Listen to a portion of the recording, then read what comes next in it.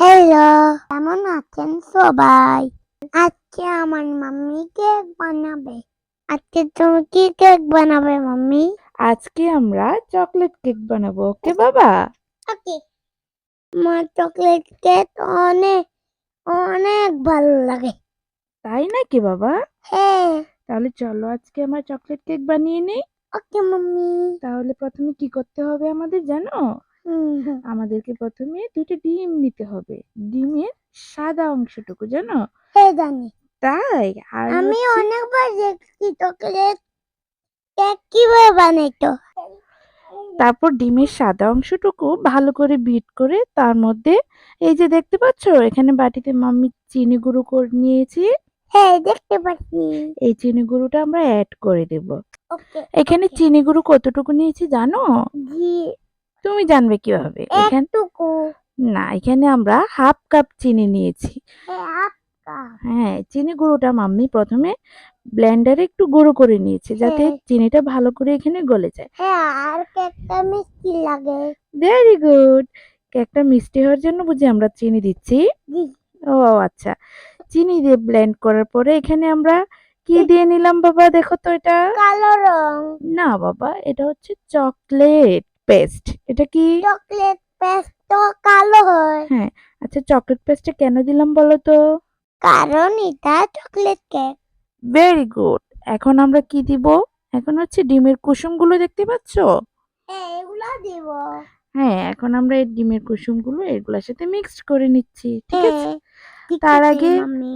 তার আগে আন্টিদেরকে বলো, সবাইকে বলো চ্যানেলটা সাবস্ক্রাইব করে দিতে। প্লিজ সবাই সাবস্ক্রাইব করে দিন।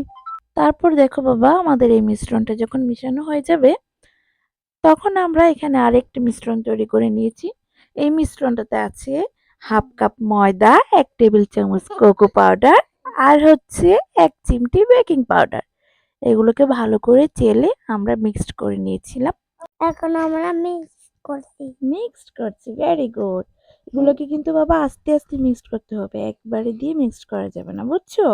এগুলো অল্প অল্প করে আস্তে আস্তে করে মিক্সড করে নিতে হবে। তারপর আমাদের মিক্সড করা শেষ হয়ে গেলে আমরা এটা একটা মোল্ডে ঢেলে নিব। আমি এই কেকটা 2 পাউন্ড একটা মোল্ডে নিচে একটা বেকিং পেপার বিছিয়ে তার উপর ঢেলে দিলাম।